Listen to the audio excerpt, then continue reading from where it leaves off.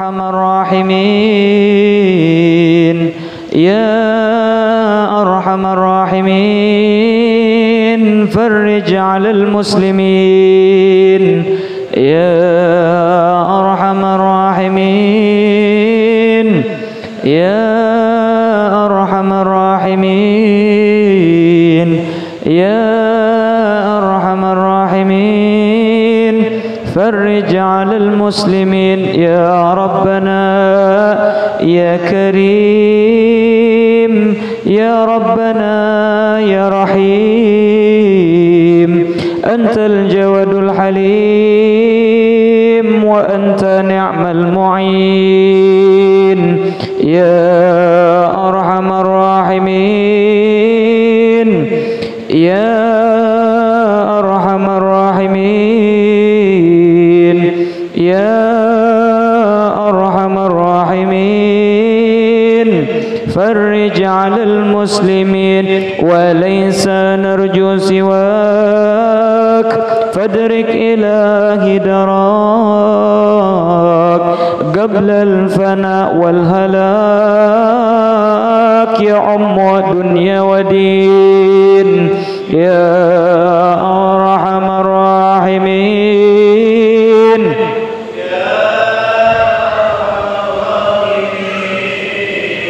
يا أرحم الراحمين فرج على المسلمين رب أحينا شاكرين توفنا مسلمين نبعث من الآمنين في زمرة السابقين يا أرحم الراحمين يا أرحم الراحمين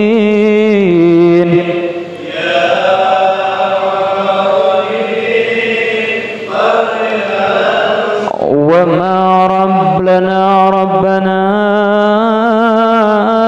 سواك يا حسبنا يا ذا العلا والغنى ويا قوي يا متين يا أرحم الراحمين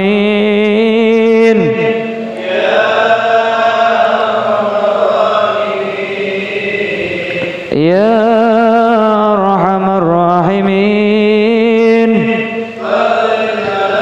يا ربنا يا مجيب أنت السميع القريب ضاق الوسيع الرحيب فانظر إلى المؤمنين يا أرحم الراحمين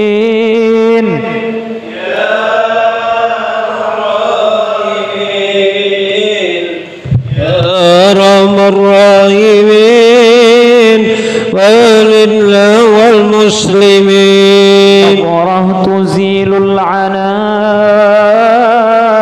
عنا وتدني المنى منا وكل الهنا تعطاه في كل حين يا أرحم الراحمين يا أرحم الراحمين يا أرحم الراحمين بارك لنا والمسلمين نسألك بجاه الجدود وليقيم الحدود فينا فيكفي الحسود ويدفع الظالمين يا أرحم الراحمين يا أرحم الراحمين يا أرحم الراحمين بارك لنا والمسلمين اسقنا غيث عام نافع مبارك دوام يدوم في كل عام على ممر السنين يا أرحم الراحمين يا أرحم الراحمين يا أرحم الراحمين بارك لنا والمسلمين حينا شاكرين وتوفنا مسلمين نبعث من الآمنين في زمرة السابقين يا أرحم الراحمين يا أرحم الراحمين يا أرحم الراحمين بارك لنا والمسلمين طه الرسول جد ربنا بالقبول وهب لنا كل سول رب استجب لي امين يا أرحم الراحمين يا أرحم الراحمين يا أرحم الراحمين بارك لنا والمسلمين عطاك ربي جزيل وكل فعلك جميل وفيك أملنا طويل فجد على الطامعين يا أرحم الراحمين يا أرحم الراحمين يا أرحم الراحمين بارك لنا والمسلمين كل الذنوب واستر لكل العيوب واكشف لكل الكروب واكفي أذى المؤذين يا أرحم الراحمين يا أرحم الراحمين يا أرحم الراحمين بارك لنا والمسلمين بأحسن ختام إذا دنا الانصرام وحان حين الحمام وزاد رشح الجبين يا أرحم الراحمين يا أرحم الراحمين يا أرحم الراحمين بارك لنا والمسلمين الصلاة والسلام على شفيع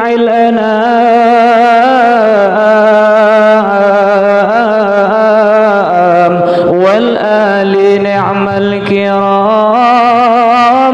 والصحب والتابعين يا أرحم الراحمين يا أرحم الراحمين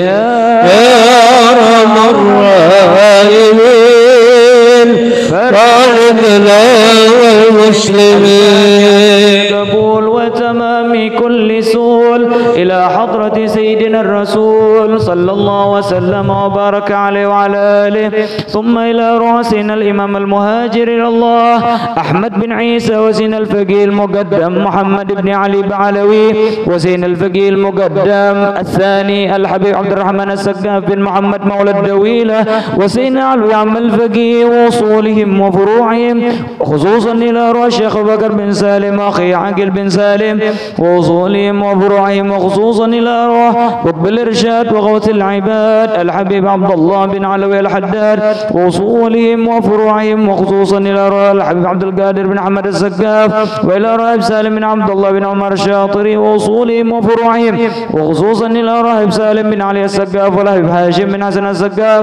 وإلى أرواح هارون بن عبد الرحمن الباهشم وأصولهم وفروعهم وذوي الحقوق علينا وعليهم أجمعين وإلى أرواح جميع مشايخنا وجميع معلمينا وجميع آبائنا وجميع أمهاتنا وجميع أولادنا وجميع المسلمين والمسلمات بأن الله يتغشاهم بالرحمة ويعلي درجاتهم في الجنة وينفعنا بأسرارهم وأنوارهم ونفعاتهم وعلومهم في الدين والدنيا والآخرة وعلى جميع نية صالحة وعلى كل من هو بسلفنا الصالحون وإلى حضرة النبي محمد صلى الله عليه وسلم. الفاتحة. أعوذ بالله من الشيطان الرجيم. بسم الله الرحمن الرحيم. الحمد لله رب العالمين الرحمن الرحيم مالك يوم الدين إياك نعبد وإياك نستعين اهدنا الصراط المستقيم صراط الذين أنعمت عليهم غير المغضوب عليهم ولا الضالين آمين. فصل. وينبغي للمريد ألا يزال على طهارة وكلما أحدث توضأ وصلى ركعتين وإن كان متأهلا وأتى أهله فليبادر بالاغتسال من الجنابة في الوقت ولا يمكث جنبا. Ini fasal menerangkan tentang apa yang seharusnya bagi orang-orang yang menginginkan kedekatan dengan Allah Subhanahu wa taala dan menginginkan daripada kedekatan kepada Nabi Muhammad sallallahu alaihi wasallam baraka alaihi wa ala alihi. Kata beliau, yambaghi lil murid, hendaknya bagi orang yang menginginkan kedekatan, mendapatkan daripada ridha dan rahmat, alla yazala ala taharah. Harusnya mereka itu jangan sampai putus daripada bersuci. Selalu berwudu. Jangan sampai dia mempunyai hadas, maupun hadas kecil ataupun hadas besar. Menjaga daripada itu. Wa kullama ahdatsa tawadda. Setiap kali kita berhadas kecil, maka kita berwudu. Ahlan wa sahlan. Setiap kali kita ada junub, hadas besar, maka langsung kita mandi daripada mandi janabah. Intinya kalau seandainya kita ada batal daripada wudu disebabkan daripada menyentuh istri kita, atau seandainya kita mengeluarkan daripada hajat kita dan lain sebagainya, akhirnya dari situ timbul daripada hadas kecil, maka kata beliau kullama ahdatsa tawadda, langsung dia berwudu. Karena apa? Yang pertama, liqaulihi ta'ala, innallaha yuhibbut tawwabin wa yuhibbul mutatahhirin. Allah SWT sangat suka dan sangat cinta kepada orang yang sering berulang kali daripada bertaubat. Dalam artian dia jatuh di dalam maksiat langsung bertaubat lagi. Ini adalah tawwabin namanya. Terus apa? Wa yuhibbul mutatahhirin, dan sangat suka kepada orang yang selalu bersuci. Apakan lagi Allah Subhanahu wa taala pernah berfirman di dalam hadis qudsi kepada Nabi Allah Musa alaihi salam. Kata Allah Subhanahu wa taala, "Ya Musa, tawadda." Wahai Nabi Allah Musa, nabiku, hendaknya engkau berwudu. Karena apa? Fa in asabaka syai'un wa anta ala ghairi wudu'in fala talumanna illa nafsak. Apabila engkau tertimpa daripada sesuatu musibah yang tidak engkau senangi, wa anta ala ghairi wudu'in, dan sedangkan engkau pada waktu itu tidak di dalam keadaan berwudu, fala talumanna illa nafsak, maka jangan salahkan orang lain, salahkan diri sendiri. Kenapa enggak wudu? Yang mana di sini kita mengambil faedah, bisa ngambil faedah bahwasanya orang yang menjaga daripada wudunya, maka orang tersebut akan dijagakan oleh Allah Subhanahu wa taala daripada setiap daripada bala bencana dan musibah, maupun musibah duniawi ataupun musibah ukhrawi. Karena kata Allah Subhanahu wa taala kepada Allah Musa, berwudulah. Kalau seandainya engkau tidak berwudu, kena musibah, jangan salahkan orang lain, salahkan dirimu sendiri. Dalam artian orang-orang yang selalu dia berwudu, menjaga daripada hadas, dia tidak pernah berhadas kecuali langsung berwudu, orang tersebut mendapatkan penjagaan khusus daripada Allah Subhanahu wa taala jalla jalaluhu wa ta'ala azamatuh. Dan terus kata beliau, wa shalla rak'atain. Setelah kita berwudu, maka hendaknya kita sholat sunnah daripada wudu. Nah, sholat sunnah daripada wudu. Yang mana sholat sunnah wudu ini minan nawafil mutlak, di antara daripada sholat sunnah mutlak. Nah, sholat sunnah itu ada terbagi dua. Sholat sunnah itu ada terbagi dua. Yang pertama yaitulah sholat sunnah zatu waqt atau zatu sabab. Yaitulah sholat sunnah yang mempunyai waktu atau mempunyai sebab. Ini namanya nafal mugayyad, mugayyad bil waqt atau mugayyad bis sabab. Dalam artian contohnya, kalau seandainya masuk daripada waktu zuhur, disunnahkan kita qabliyah zuhur. Berarti apa? Dia mempunyai waktu. Apabila matahari sudah setinggi daripada tombak dengan penglihatan mata kita, maka sudah masuk daripada waktu duha. Ini namanya zatu waqt. Yang kedua yaitulah zatu sabab, yang mempunyai sabab. Apa maksudnya mempunyai sebab? Yaitulah dengan sebab-sebab tertentu disunnahkan dia untuk melakukan daripada sholat. Contohnya terjadi gerhana, maka dengan sebab gerhana tersebut kita disunnahkan untuk melaksanakan daripada sholat. Sebabnya yaitulah gerhana. Ini zatu sabab namanya. Nah, ada juga ini namanya zatu waqt atau zatu sabab, namanya nafal mugayyad. Nafal yang ada kaitannya dengan waktu atau dengan sebab, ada penyebab tertentu. Yang kedua yaitulah nafal mutlak. Salat sunnah nafal, salat sunnah yang tanpa ada berhubung dengan waktu ataupun dengan sebab. Kapanpun kita mau melakukannya silahkan. Ini namanya nafal mutlak. Seperti misalnya kita mau sholat kapanpun, mau habis daripada sholat zuhur, sholat sunnah, kita mengatakan usolli, sudah cukup itu untuk nafal mutlak. Gimana? Cukup sudah. Itu nafal mutlak namanya, tanpa ada waktu. Padahal kita sudah qabliyah sudah selesai zuhur, ba'diyah zuhur sudah selesai, mau sholat lagi silahkan. Nafal mutlak namanya. Nah, di antara daripada nawafil mutlak itu adalah sunnatul wudu ini. Nah, sunnatul wudu. Di antara daripada nawafil mutlak yaitulah salat sunnah hadiyah. Salat sunnah hadiyah itu nawafil mutlak. Di antara daripada nawafil mutlak salat istikharah. Itu nawafil mutlak. Nah, di antara daripada nawafil mutlak salat taubat. Itu nawafil mutlak itu. Perbedaannya apa sih antara nawafil mutlak sama nawafil yang biasa? Kalau nawafil mutlak kita mengucapkan, meniatkan usolli, aku salat sudah cukup. Kalau kita sholat itu ada mempunyai waktu atau mempunyai sebab, harus disebutkan waktu atau sebabnya. Contohnya qabliyah zuhur, usolli qabliyataz zuhur, harus disebutkan sebelum zuhur. Usolli ba'diyataz zuhur, maupun disebutkan 2 rakaatnya, mau disebutkan 4 rakaat, itu enggak disyaratkan. Enggak disyaratkan di dalam takbir, tapi harus ada niat daripada sholat dan menyebutkan daripada untuk apa sholatnya ini. Sholatnya sholat apa? Dita'yin, yaitulah sholat qabliyah atau ba'diyah. Begitu juga yang punya sebab, yaitulah sholat disebabkan gerhana.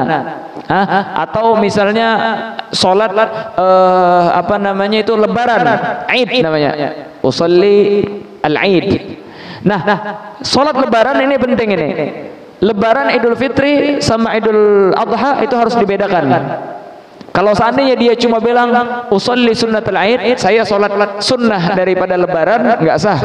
Harus dibilang usallil Aid atau usolli sunnatul Aid al-Adha.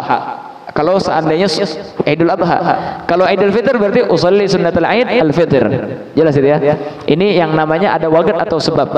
Adapun nafal mutlak, udah usolli Allahu Akbar cukup sudah. Seperti misalnya tadi apa? Seperti ini salat sunnatul wudu. Setelah wudu dia bilang usolli Allahu Akbar, dia niat aku salat. Walaupun dia tidak sebutkan usolli sunnatul wudu. Salat hadiyah juga gitu. Kita mau menghadiahkan sholat buat keluarga kita.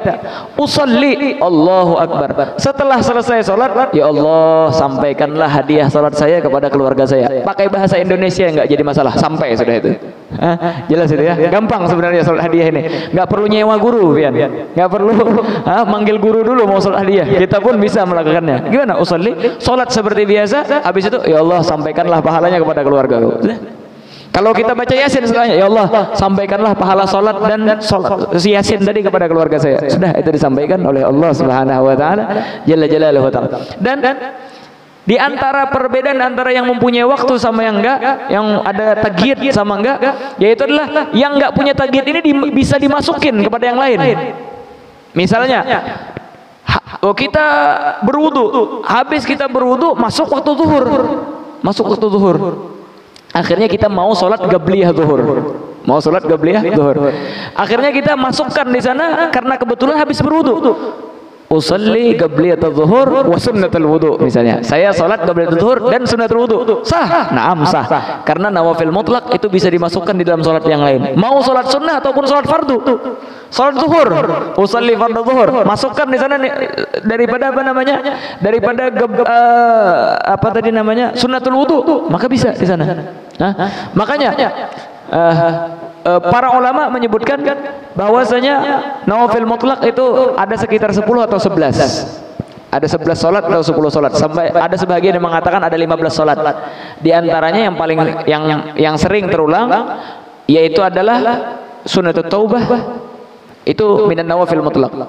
Sunnatul apa namanya? Sunnatul wudu itu minan nawafil mutlak. Sunnatul istikharah minan nawafil mutlak. Jelas itu ya. Terus lagi sunnatul awwabin itu minan nawafil mutlak. Itu semua bisa dimasukkan ke dalam sholat yang lain. Kalau kita mau banyak pahalanya sholat, gabung itu yang nawafil mutlak ke sholat yang lain. Misalnya kita mau sholat gabliyah daripada Isya, kita kebetulan habis wudu, udah masukin sana. Terus tadi katanya sholat awabin nggak sempat antara maghrib sama isya, masukin awabin di sana. Oh, tadi belum sunnatul taubat, masukin di sana sunnatul taubat. Hah? Gimana? Oh iya, sah itu semua. Jelas itu ya. Naam, mafhum ini. Wah. Jadi apa? Itu nawafil mutlak. Beda kalau yang punya waktu atau punya sebab, nggak bisa dimasukin ke yang lain. Kita misalnya belum gabliyah zuhur, kita masukin ke dalam sholat zuhur, nggak bisa, malah membatalkan sholat jadinya. Karena dia maksud li dzatih, dia kita tuntut untuk dia sendiri. Jelas itu ya. Tapi kalau yang nawafil mutlak itu bisa dimasukkan kepada yang lain. Di antara perbedaannya lagi, kalau nawafil mutlak itu setelah 5 waktu ini nggak bisa dilaksanakan. Yang pertama setelah daripada sholat asar nggak boleh kita nawafil mutlak. Habis sholat asar kita sholat nafil mutlak, sunnah mutlak yang nggak ada waktunya, nggak ada sebabnya. Usolli, Allahu Akbar. Aku sholat katanya. Setelah selesai sholat asar ini sampai tenggelam matahari nggak boleh nafil mutlak itu. Begitu juga setelah sholat subuh. Setelah sholat subuh jangan sholat nafil mutlak. Begitu juga ketika sudah apa namanya itu isfirar, sudah mulai kekuning isfar, sudah mulai kekuning-kuningan. Begini aja, mulai apa namanya itu timbulnya matahari. Timbulnya matahari sampai matahari tersebut sekedar tombak tadi. Itu tidak boleh kita sholat di sana. Karena apa? Karena ini nawafil mutlak diharamkan di dalam 5 waktu tadi. Jelas itu ya? Jangan disangka itu adalah perbuatan ibadat. Itu adalah sesuatu yang haram itu. Makanya kata Sahibuz Zubad, wa kullu man bighairi ilmin ya'malu a'maluhu mardudatun la tuqbalu. Orang yang enggak punya ilmu, ya enggak tahu, enggak belajar, enggak ini, dia beribadat, amalnya ditolak dan enggak diterima. Karena apa? Karena kebanyakannya kalau orang belum belajar, dia melakukan dia kira ibadah. Ternyata itu bukan ibadah, malah diharamkan, malah dapat dosa. Wah, kata. Jadi penting gitu. Makanya kita kenapa di majelis ini membaca gantian, baca ilmu tasawuf sama baca ilmu fikih. setengah bulan. Karena apa? Ini untuk memperbaiki ibadat kita, ini untuk memperbaiki kehidupan dan hati kita. Kalau ilmu tasawuf ini, kalau itu untuk memperbaiki daripada ibadah kita kepada Allah Subhanahu wa taala jalla jalaluhu wa ta'ala azamatuh. Banyak sekarang sesuatu yang dikira orang ibadah padahal itu adalah sesuatu dosa. Banyak. Di antaranya perempuan keluar kota ya, bukan di kampung. Kalau masih di kampung nggak apa-apa, naik motor, jalan-jalan di kampung ini nggak jadi masalah. Tapi kalau sudah keluar kota, perempuan itu harus mempunyai mahram, harus berjalan dengan mahramnya. Apa mahramnya? Suaminya, ayahnya kah? Harus laki-laki mahramnya. Suaminya kah itu? Atau anak laki-lakinya yang sudah baligh kah itu? Atau saudaranya yang sudah baligh kah itu? Atau pamannya? Kalau sama tantenya, bibinya, perempuan nggak bisa. Harus sama laki-laki. Kalau enggak, haram hukumnya, nggak boleh. Misalnya mau ke Banjarmasin, sendirian bawa mobil karena bisa nyetir mobil, perempuan semua isinya atau dia sendirian, gimana? Hukumnya haram, nggak boleh perempuan seperti itu. Harus ada laki-laki di sana. Jelas ini ya? Baru tahu. Ini bawa-bawa hukum baru ini Habib. Bukan bawa-bawa hukum baru. Kitanya yang nggak menelahi kitab-kitab orang yang terdahulu. Jelas itu ya? Nah, kenapa ulun singgung masalah ini? Soalnya ulun lihat sekarang rame orang ziarah kemana-mana, tur ke sini, tur ke sana, 2 bis, 3 bis, laki-lakinya cuma sopir atau pimpinan travelnya doang, isinya perempuan semua. Huhui, kita ziarah dulu. Gimana ini? Ini haram, nggak boleh. Lebih baik di rumah nyiapin kopi buat suami, nyiapin makan sarapan buat suami, ketimbang berangkat. Ini kadang sudah berangkat, hendak jernang lagi, hendak kopi bang. Aku sibuk nah, bermake up nah, hendak tulak sudah. Karena tahu tulaknya tadi adalah menyebabkan daripada sesuatu yang tidak disenangi oleh Allah SWT. Wah, alhamdulillah hajar babuhan paman-paman di sini nah, berkurang juga pengeluaran. Biasanya artinya imbas sudah sebulan minta jatah, hendak ziarah ke sini, ziarah ke situ. Amunnya pian umpat kada bapak, amunnya pian kada umpat jangan umpatan. Artinya lumayan nah, gaji kada berkurang. Wah kada. Tapi amunnya pian umpat juga kada bapak. Nah, ini kan kalau kita lihat secara zahir, artinya ini ibadah besar ini. Ziarah ke makam wali, ziarah ke makam kutub, ke Jakarta, keluar Batang, ke Solo, nih parak dah haul Solo nih. Haul Solo berangkat, laki ditinggal, anak tinggal, tulakan sepesawatan, rombongan ibu-ibu, seikong travelnya pimpinannya lakian, kada boleh, harus pakai mahram. Amunnya pian berdua laki bini atau lon anak nang balik, ayo tulakan. Amunnya kada, baik kada usah. Pian di rumah lebih senang Habib Ali Habsyi ketimbang pian berangkat ke sana. Karena apa? Mereka datang ke sana membawa laknat akhirnya. Apa? Membawa sesuatu yang haram. Tulak itu haram hukumnya. Itu menyebabkan ditahan daripada rahmat Allah SWT. Mungkin gara-gara kita akhirnya apa? Harusnya acara orang diterima sama Allah Ta'ala timbul gak diterima gara-gara kita. Penyebab daripada itu semua ya, jelas itu ya. Jangan lagi sudah. Di rumah aja sudah. Majelis taklim banyak aja sudah. Di asam-asam berapa buah majelis taklim. Kada usah nang pena artinya ulun artinya hendak aja hadir majelis taklim tapi nang di Jakarta. Amun nang dikintab-kintab nang di asam-asam kada hakon. Padahal ini kada keluar kota masih. Tanpa mahram pian hendak berjalan batis ya mulai rumah kada apa.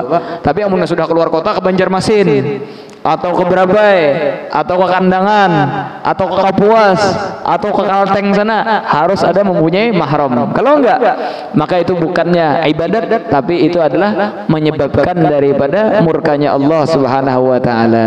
Jelas itu ya. Begitu juga sekarang banyak orang katanya saya buka pengajian aja, padahal dia belum belajar masih ilmunya. Buka pengajian, dia kira apa? Dia bisa memberi manfaat bagi orang lain dengan pengajiannya. Karena apa?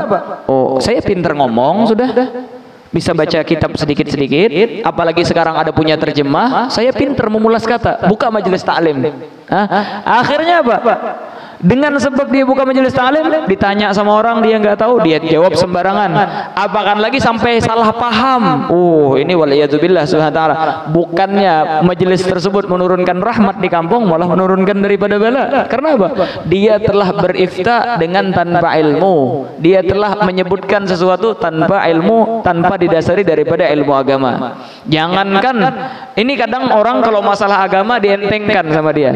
Tapi kalau sudah masalah dunia, nggak bisa. Ini sebagai contoh aja gitu ya. Dokter aja nih, macam-macam dokter itu. Ada spesialis kulit, ada spesialis gigi, ada dokter bagian dalam, ada dokter jantung, ada dokter macam-macam ini. Ada dokter kecantikan, macam-macam. Akhirnya ada orang sakit jantung, datang ke dokter gigi. Berani dokter gigi bedah jantung orang, dicabut sama dia jantungnya, tambah mati orang. Saya bukan ahlinya kalau ini katanya, karena saya dokter gigi bukan dokter jantung. Tetapi kalau dalam masalah ilmu agama, dia ditanya sama orang nggak tahu. Menurut saya seperti itu. Tanpa ilmu, tanpa desa. Ini sama ini. Kayak orang sakit jantung datang ke dokter gigi. Dokter gigi bilang, "Ayo sini saya cabut. Ambil pisau, ambil ini, bedah." Wah, kata. Jelas itu ya. Bukannya memberi manfaat bagi orang, tetapi memberi mudarat. Sekarang luar biasa. Kenapa ulun menyinggung juga masalah ini? Karena banyak sekarang mulai timbul majelis-majelis taklim yang ulamanya, maksudnya pimpinan majelisnya nggak tahu apa-apa. Bahkan sebahagian dia belum pernah belajar ilmu fikih, membaca daripada kitab kajian ilmu fikih, membaca bab nikah lagi dia, tentang permasalahan perkawinan, masalah nikah. Kebetulan ulun ada kemarin orang ngirimin video tentang masalah perceraian, masalah tolak. Akhirnya gurunya ini baca kitabnya belepotan juga, nggak paham dia baca kitab. Terus apa? Dia nggak paham, pura-pura paham. Akhirnya dia bilang seperti ini. Dia terjemahkan padahal nggak cocok sama kitabnya itu. Dia bilang, siapa yang menceraikan istrinya dengan satu kali ucapan, tapi katanya aku tolak kamu, aku ceraikan kamu 3, saya talak 3, maka itu cuma jatuh 1 katanya. Dia mengatakan seperti itu. Padahal dia mengatakan saya tolak 3 kamu.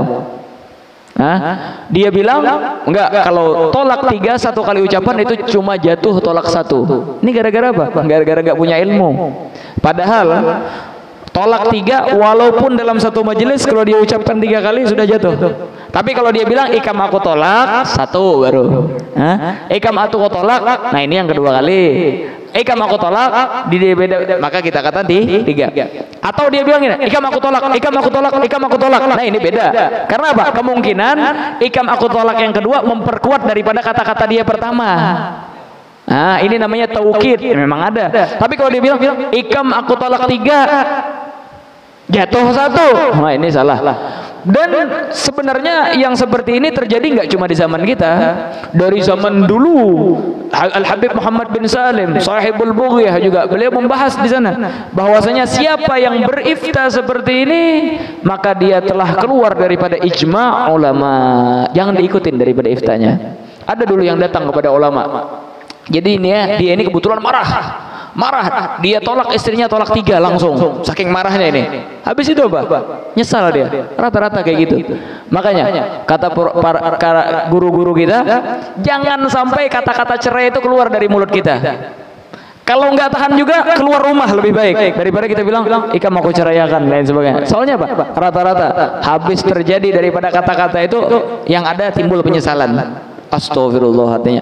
Akhirnya ya itu nang mencari-cari, akhirnya amunnya keliwaran sarik kada merasa lagi nang kayak apa tetap walaupun kecuali pian gila gara-gara sarik tadi.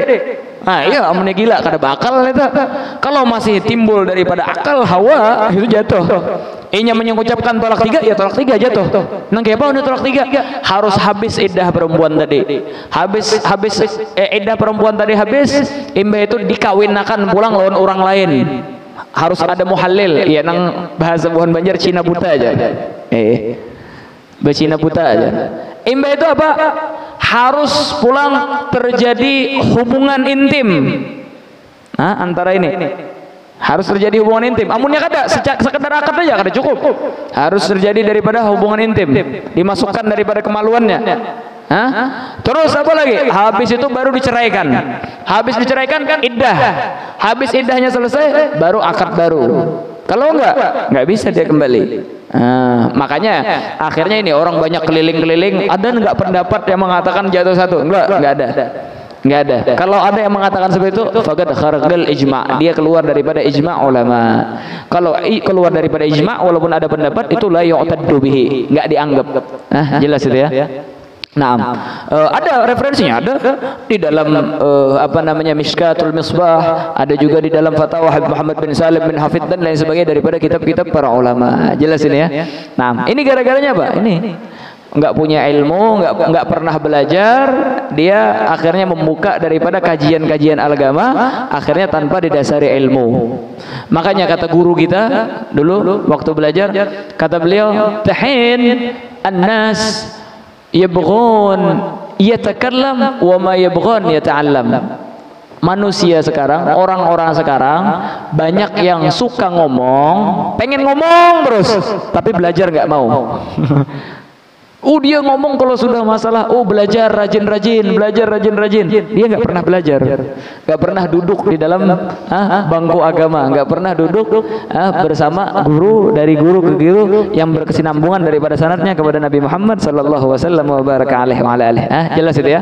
Jadi kita habis setiap kali berwudu, habis itu sunnah kita sholat 2 rakaat nafal mutlak atau sunnatul wudu, terserah mau dia bilang usolli atau usolli sunnatul wudu, mau ditambahkan lagi rakaatain mustaqbilal qiblah lillahi ta'ala, itu lebih bagus lagi. Jelas itu ya. Terus wa in kana mutaahhilan wa ta'ahlahu falyubadir bil ightisal minal janabah fil waqt. Kalau seandainya dia punya keluarga, sudah punya pasangan suami istri, akhirnya dia datang kepada istrinya, menggauli daripada istrinya, maka kata Abdullah Haddad, falyubadir bil ightisal minal janabah fil waqt. Maka setelah selesai itu cepat-cepat mandi wajib. Jangan nunggu subuh, jangan nunggu waktu sholat masuk, habis itu langsung. Jelas itu ya. Bahkan disebutkan di dalam Hasyiah Abdul Hamid, beliau nagal daripada Bujairimi, di antara penyebab sulitnya rizki masuk, di antara penyebab yang menghalangi kita daripada rezeki kita, yaitu adalah tidur di dalam keadaan junub. Jadi jangan salahkan orang lain ketika rezeki kita ngalih, rezeki kita mampet. Kita lihat nggak apa kita habis berhubungan atau ada junub, ada mimpi lain sebagainya, apakah langsung mandi kah atau guring kah? Amunnya guring kebiasaan tanpa mandi, wajar. Kenapa? Artinya rezeki pernah mampet. Coba biar habis junub dan lain sebagainya langsung mandi, insya Allah rezeki akan dilancarkan oleh Allah Subhanahu Wa Taala Jalla Jalaluhu Wa Taala. Ini kenapa jadi ulun pada akan diantara faedahnya rezeki? Soalnya orang punya masalah rezeki ini, duit, artinya duit. Tapi yang menjadi sambat ini itu dan sebagainya masih kadang mempat aja. Dipadahkan artinya ini mendapatkan ridha Allah Subhanahu Wa Taala dan Rasulnya. Kadang tanpa kadang meresapi, tapi amunnya masalah duit, kenapa lagi gawian pinangalih jar? Langsung aja masuk langsung kepikiran. Itu disebutkan di Hasyiah Abdul Hamid. Di sana banyak disebutkan daripada penyebab-penyebab yang menahan rezeki kita. Di antaranya bersesapu malam. Makanya jar orang tua kita bahari pemali jar. Malam hari bersesapu itu memang ada disebutkan di kitab. Di antara sesuatu yang menahan daripada rezeki kita, yang menyebabkan daripada kefakiran, yaitulah nyapu malam hari. Di antaranya lagi apa? Sampah dibiarkan nginep di rumah. Jadi yang sore-sore sadang dah sampah-sampah di rumah diberasihi keluarkan. Apalagi Baitul Ankabut, gendang lawa di orang Banjar. Rumah pernah hipak gendang lawa, itu diberasihi amun pernah ada gendang lawa, karena itu diantara daripada penyebab yang menahan daripada rezeki kita. Kata para ulama, diantaranya juga habis wudu dikipik-kipikkan tangan, nafat ngaranna. Habis wudu tuh pernah banyak banyak disapunya kayak ini atau di tangannya, Itu apa? Mimma yurisul fagar, menyebabkan daripada kefakiran. Maka jar ulama menyebabkan kefakiran bagi orang yang sugih. Amunnya orangnya fakir bang, ziyadatuhu, tambah fakir lagi. Oh artinya aku susah juga sudah. Aduh tambah susah. Amunnya gitu enggak begitu. Amunnya yang sugih berkurang daripada rezekinya. Naam. Wah kata. Makanya kita disuruh untuk apa?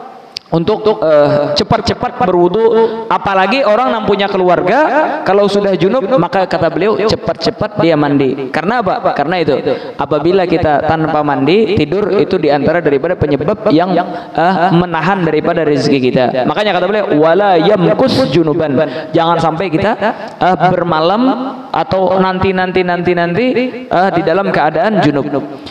Ja'a rajulun ila Syekh Abil Hasan Asy-Syadzali. Salah seorang laki-laki datang kepada Syekh Abil Hasan Asy-Syadzali. Yas'aluhu ay yu'allimahul kimia.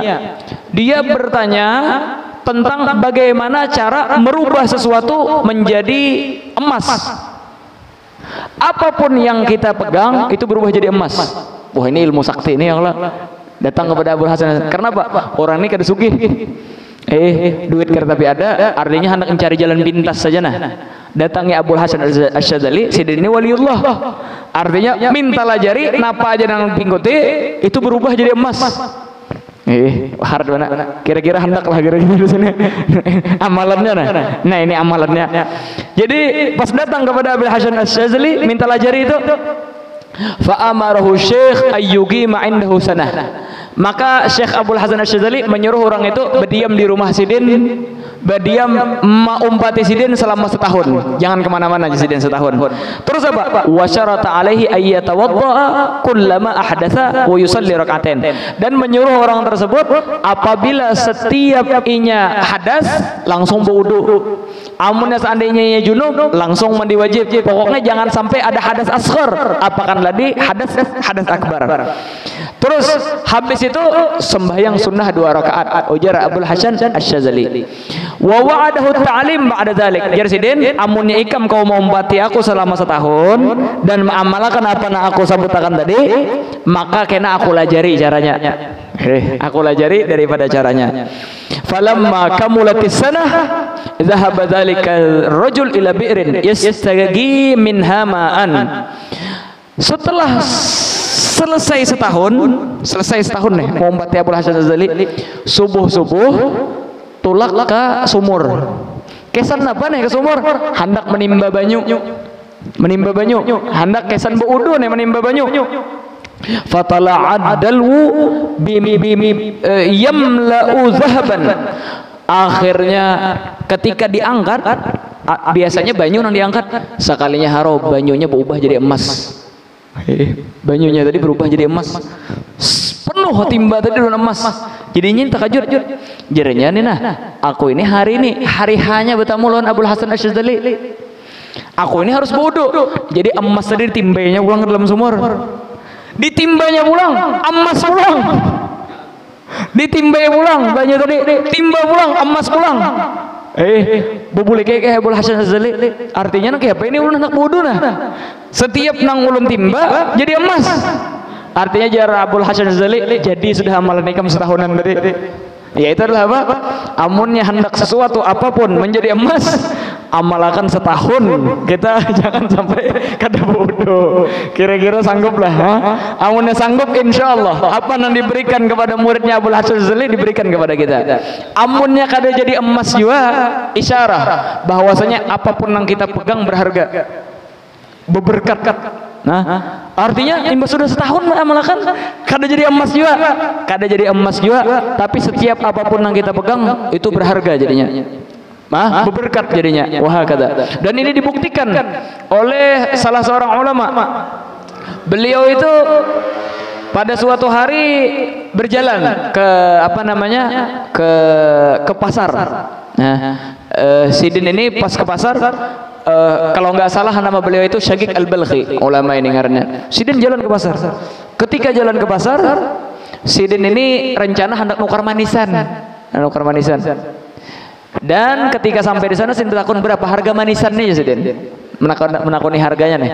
Artinya orang harga manisannya sih ini Berapa ibaratnya 2.000 rupiah manisannya, gulaan nih 2.000 rupiah. Oh ya kah 2.000 kah? Mbak itu sidin andak pulang, sidin andak bebulik sidin. Di kieu orang warung artinya biar kenapa? Karena jadi nukar, karena ada duit kah? Amunnya karena ada duit artinya ulun beriakan. Kada ajar sidin, menakuni harganya bener, menakuni harganya aja. Akhirnya apa? Akhirnya imbah sidin bulik, orang-orang pasar datangan kayak nang berjualan manisan nih. Artinya apa?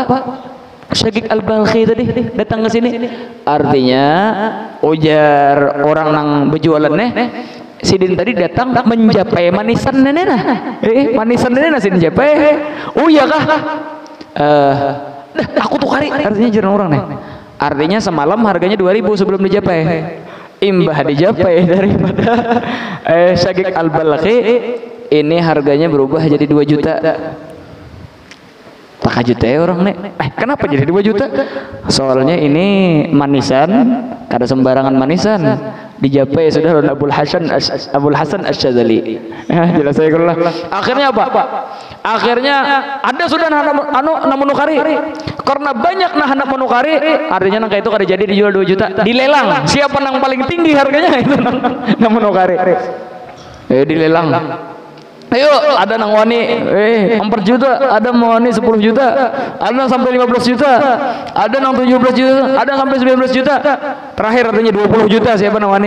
Sekalinya kada habis duitnya lagi 20 juta di pasar tuh. Sekalinya ada salah seorang daripada pemabuk. Mabuk inya nih. Gawiannya mabuk aja. Pada hari itu inya nih hendak pesta. Disuruh petuanannya kesan nukar khamar, kesan nukar minuman keras nih. Dijulungi petuanannya duit 20 juta, kesan nukar minuman keras. Sekali tulak ke pasar, warung-warung tutupan seberatan kecuali sebuting warung itu. Orang bergerombong di sana seberatan. Bingung kayaknya kenapa artinya warung kenapa jadi tutupan? Artinya orang berkumpulan di sana melelang manisan. Oh iya kah? Melihat ianya kenapa artinya? Manisan mah itu halusnya. Kenapa tadi jadi dilelang? Dan berapa harganya? Artinya harganya 20 juta.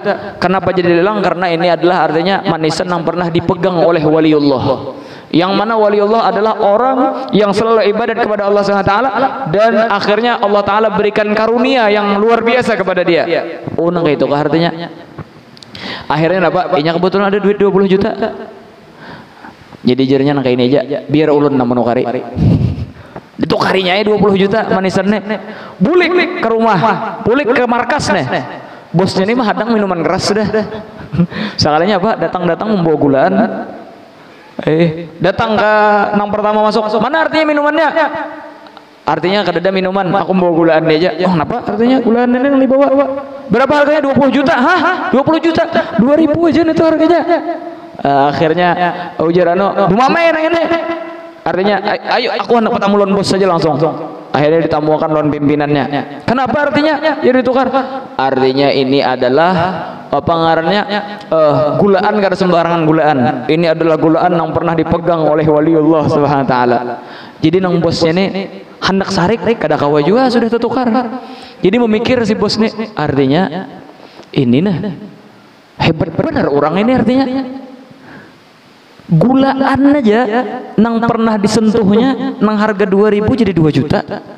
Nang kayak apa artinya? Nang ampun sentuhan ini. Orangnya nih penasaran bosnya ini. Iya, bosnya ini berbulik ke pasar mencari di mana artinya rumah Syaqiq Al-Balkhi tadi. Akhirnya ditunjukkan sama orang. Ketika ditunjukkan orang tersebut melihatnya Syaqiq Al-Balkhi. Sekalinya adalah rajul, seorang laki-laki yang simahum fi wujuhim min atharis sujud. Di dalam mukanya kelihatan orang ini suka sujud. Orang ini pantas artinya sesuatu yang setiap yang dipegangnya itu menjadi berharga. Nah, ini nih dalam artian apa? Orang-orang yang menjaga daripada wudu, orang-orang yang menjaga daripada taharah itu kalaupun tidak berubah sesuatu tersebut, maka apapun yang dia pegang menjadi berharga. Wah kata. Makanya kita jangan bingung ya Allah. Di antara daripada wali Allah, inya bisa rida nukar 100 ribuan aja. Wani 20 sampai 50 juta ditukari orang. Bekas siapa ini? Bekas daripada wali Allah Subhanahu wa taala jalla jalaluhu wa ta'ala azamatuh. Wah kata. Banyak ya Allah cincin pena murah timbul belarang. Di andaki brand sidin, pena sidin gak pernah memakai belarang harganya. Ini wali Allah subhanahu wa ta'ala jalla jalaluhu wa ta'ala azamatuh. Naam. Akhirnya apa? Naam. Dan akhirnya orang tersebut datang kepada Abul Hasan Asyadzali tersebut setelah sampai itu artinya nangkai apa ajar Abul Hasan Asyadzali? Ikam hendak nangkai ini ke betarusan setiap nang ikam pegang jadi emas. Sekalinya kada tahan juga. Kenapa? Hendak makan jadi emas. Ayo biar. Bujur aja harap bisa jadi emas, tapi hendak makan nggak ya Pak? Soalnya setiap nang disentuh menjadi emas. Akhirnya nyonya minta kembali, akan artinya nang kayak orang biasa aja. Akhirnya dilajari oleh Abul Hasan Asyadzali, akhirnya menjadi waliullah dan wada'iyan ilallah subhanahu wa ta'ala jalla jalaluhu wa ta'ala azamatuh. Naam. Terus wa yasta'inu ala dawami at-taharah bi qillatil akal fa innal ladhi yukthiru al-akla yaqa'u lahu al-hadatsul katsir yaqa'u lahu al-hadatsu katsiran fatashuggu alayhi al-mudawamatu ala at-taharah fatashuggu alayhi al-mudawamati ala at-taharah. Jadi Jersiden sekarang ini kan kita hendak selalu bersuci nih.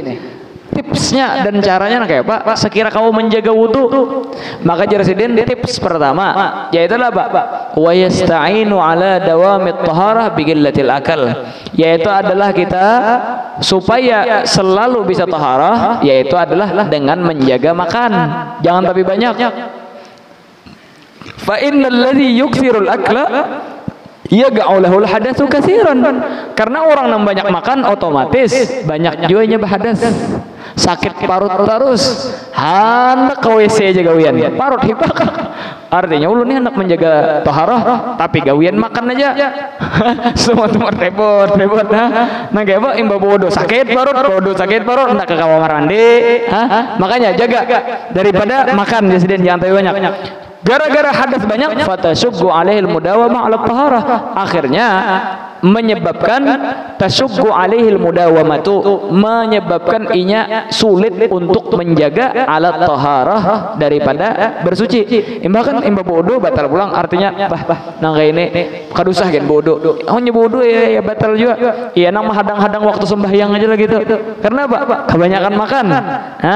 Terus lagi wa fi qillatil akli aidan ma'unatun 'ala sahar wa huwa min akadi wadhaifil iradah. Dan padahal kurang makan itu, sedikitnya makan itu juga membantu kita untuk apa? Untuk bangun malam gampang. Karena orang amunnya banyak makan otomatis banyak juga guringnya. Iya nang malam mengaruh aja lagi. Hanyar tercapai bantal langsung aja guring. Banyakan makan. Coba amunnya parut karena tapi banyak. Nah, isinya kosong. Ini guring kan bisa karuan kira-kira setemat-temat bangun artinya lapar parut. Jadi orang-orang yang kurang makan itu bisa gampang untuk apa? Bangun daripada malam. Terus walladzi yanbaghi lil muridi alla ya'kula illa an fagah, dan orang-orang yang menghendaki daripada ridha Allah SWT dan Rasulnya jangan makan kecuali ketika lapar. Kada sedikit-dikit makan, dikit-dikit makan. Lah Jesidin, yaitu adalah kita kada makan kecuali ketika sudah lapar, mulai lapar sudah, baru makan. Terus wala yanama illa an ghalabah, dan jangan guring kecuali ketika sudah mengantuk. Kadang dicari-cari guling sekira guring. Kita jangan sampai guring kecuali kita sudah mengantuk. Terus wala yatakallama illa fi hajah, dan jangan berbicara kecuali di dalam sesuatu yang berhajat. Ketika kita berhajat hanya berpandar. Wala yukhalitu ahadan minal khalqi illa in kanat lahu mukhalatatihi faidah. Wala yukhalitu ahadan minal khalq, dan jangan kita banyak-banyak bergaul dengan orang. Illa in kanat lahu fi mukhalatatihi faidah, kecuali ketika kita bergaul tadi ada faidah, maupun faidah yang kembali ke dalam dunia kita ataupun ke akhirat kita. Daripada bepander kada mengaruan, akhirnya gawian pena bengalih jadinya, rezeki bengalih, waktu terbuang, bini menyarik di rumah, gara-gara apa? Ngobrol aja, duduk di pos kamling aja, begawinya kada. Amunnya seandainya duduk di pos kamling kita mendapatkan inspirasi gawian, nah itu lumayan aja. Ayo duduk situ. Nah kayak artinya bisnis namanya bagus dah. Niatnya apa? Niatnya jangan juga imbat kumpul duit kesan ke diskotik, main judi online atau main apa ngarannya tuh, menembak buntut. Jangan. Atau kesan apa? Artinya pokoknya begawi nah kesan anu. Soalnya banyak sudah ini nang mengadu gitu nah. Nang bini imbanunya kan begawi, nang bini uyuh begawi. Harau na laki nyaman bener habisakan HP ini nah. Ada napakah aplikasi napakah ajar. Aplikasi membuang duit tuh deh. Aplikasi membuang duit, bejudinya habis duitnya. Menembak buntut kah ini apa? Begawi kada, duit bini habis di pelorotinya. Wah kada. Jadi apa? Amunnya kada ada faedah jangan. Amunnya pena ada inspirasi gawian, niatakan. Artinya dengan gawian tadi, kesan membantu aku beribadat, kesan menyekolahkan anak, kesan menafkahi daripada anak istri, kesan ini lain sebagainya. Ini anak anu nah. Abah Syauqi nah, insyaallah parak ya anak Sidin berangkat sekitar bulan 12 lah. Berapa bulan lagi? Sebulan lebih aja kalau lagi. Sidin begawi, Sidin ini udah kumpulkan duitnya, kesan menyekolahkan anak. Oh luar biasa, investasi besar itu kesan akhir. Ini kada duit imbah tak kumpul ke warung jablay, duit tak kumpul, ke nukar sabu-sabu, duit tak kumpul, kesan permainan, duit tak kumpul, melakukan daripada hal-hal nang kada jadi hasil. Terus Jersidin waman aksarul akla gasa galbuhu, orang yang ketujuh banyak makan itu menyebabkan hati keras. Wasagulat jawarihuhu anil ibadah, dan mengolah kita berat untuk beribadah. Jangankan beribadah ya kalau begarak kan koler orang yang banyak makan itu. Wa kasratul akli tad'u ila kasratin naum wal kalam. Banyaknya ngomong, banyaknya makan itu menyebabkan kita banyak ngomong dan banyak kuring. Ya Allah, banyak goreng atau banyak bandar? Parut banyak, isi nyaman benar. Merotet nah, berduduk sejam 2 jam. Parut banyak. Coba mau lapar. Lancar bandar? Kenapa? Karena parut kenyang. Hibak parut sudah. Wal muridu idza kasura naumuhu wa kalamuhu sarat iradatuhu suratan la haqiqatalah. Orang artinya aku hendak dapat ridha Allah taala, dapat rahmat Allah taala, hanya hendak beparak karena Allah taala dan rasulnya, tapi makan banyak, guring banyak, bepander banyak, maka jadi sini itu gambaran aja, pandernya aja gawinya kada, iya tuh, pandernya aja hendak, tapi gawinya kada. Wafil hadis, nah di dalam hadis disebutkan kan, ma mala abnu adam wi'aan syarran min batnihi, tidak ada yang lebih buruk bagi seseorang atau daripada anak Adam sesuatu yang dia penuhi melainkan memenuhi daripada perutnya. Itu sesuatu yang paling buruk. Dalam artian apa? Kita bisa berangkas, ya Allah berangkas duit. Lawan kita bisi perut, ada bisi daripada celengan dan lain sebagainya. Di antara nang kita bisi seberatan itu, nang kita penuhi itu paling buruk perut kita. Amunnya berangkas hibaki jangan lupa. Tapi amunnya perut dihibaki itu kada bagus di Rasulullah SAW. Itu nang paling buruk. Ma mala abnu adam wi'aan syarran min batnih.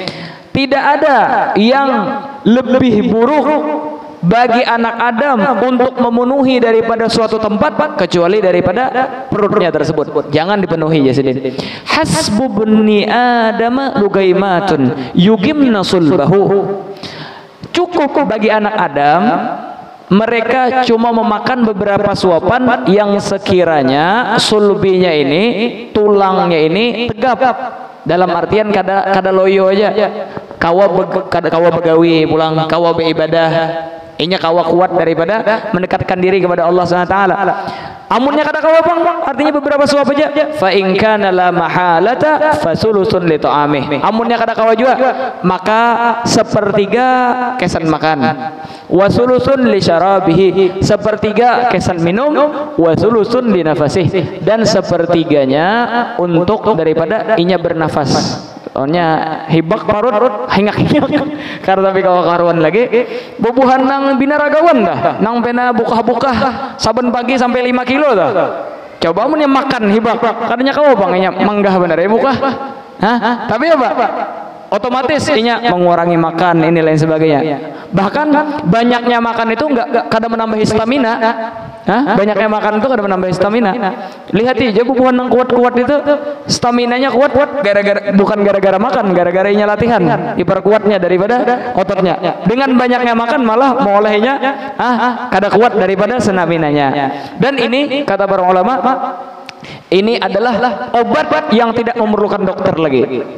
Amunnya orang nih kawan kayak ini nah, sepertiga kesan makan, sepertiga kesan minum, sepertiga kesan nafas. Karena lagi nangkap praktek dokternya. Kenapa? Soalnya apa? Kesehatannya terjaga. Ayo biar makan sepertiga, minum sepertiga, dan kesan nafas sepertiga. Bahkan disebutkan ini dijadikan slogan di sebahagian daerah Eropa sana, bahwasanya siapa yang mengamalkan ini maka dia adalah orang-orang yang sehat dan dia tidak bakalan sakit dan dia tidak memerlukan dokter lagi katanya. Orang-orang yang seperti itu. Wah kata. Sampai akhirnya banyak yang mengamalkan itu. Dan ternyata memang benar. Karena ada lagi nambah penyakitan di kampung itu. Akhirnya mereka meneliti. Artinya panderan siapa ini? Panderan siapa? Sekali diteliti, ini adalah ucapan daripada Nabi Muhammad sallallahu wasallam barakatuh. Banyak yang masuk Islam daripada itu. Banyak yang masuk Islam gara-gara hikmah yang disebutkan oleh Nabi Muhammad sallallahu wasallam barakatuh. Semoga dengan perkuluman ini kita bisa menjaga daripada perut kita bisa menjaga daripada makanan kita menjaga daripada minuman kita menjaga daripada taharah. Kita jangan terlalu banyak makan, jangan terlalu banyak minum, jangan terlalu banyak bicara, jangan terlalu banyak tidur, dan kita usahakan daripada waktu kita tersebut apapun yang dilewati daripada waktu setiap detik kita itu untuk mendekatkan diri kita kepada Allah Subhanahu wa taala jalla jalaluhu wa ta'ala azamatuh. Semoga anaknya Abah Saugi nih, si Saugi berangkat karena dipermudah oleh Allah Subhanahu wa taala. Amunnya berangkat nyaman juga di asam-asam di Sungai Baru ada daripada guru agama. Insyaallah ini musalla insyaallah kada setiap setengah bulan sekali lagi, seminggu sekali, mungkin saban malam kawa insyaallah. Ya doakan, kita bantu. Amunnya kada kawa dengan harta, dengan tenaga kita, amunnya kada kawa dengan tenaga, dengan pikiran kita, amunnya kada kawa juga, paling kada kita doakan semoga inya mendapatkan daripada ilmu yang bermanfaat yang bisa dibawa kembali ke kampungnya. Semoga kita bisa mengambil daripada manfaat tersebut. Amin ya rabbal alamin. Allahumma ya man waffaqa ahlal khair lil khair wa anhum alaih wafiqna lil khair wa anna alaih. Allahumma la taj'al hasanatina hasanatan abghata waj'al sayyiatina sayyiati man ahbabta. Rabbana hab lana azwajina wa dhurriyyatina qurrata a'yun waj'alna lil muttaqina imama. Sallallahu ta'ala ala sayyidina Muhammadin an-nabiy sallallahu alaihi wasallam. Subhana rabbika rabbil izzati amma yasifun wa salamun alal mursalin walhamdulillahi rabbil alamin. Alhamdulillah.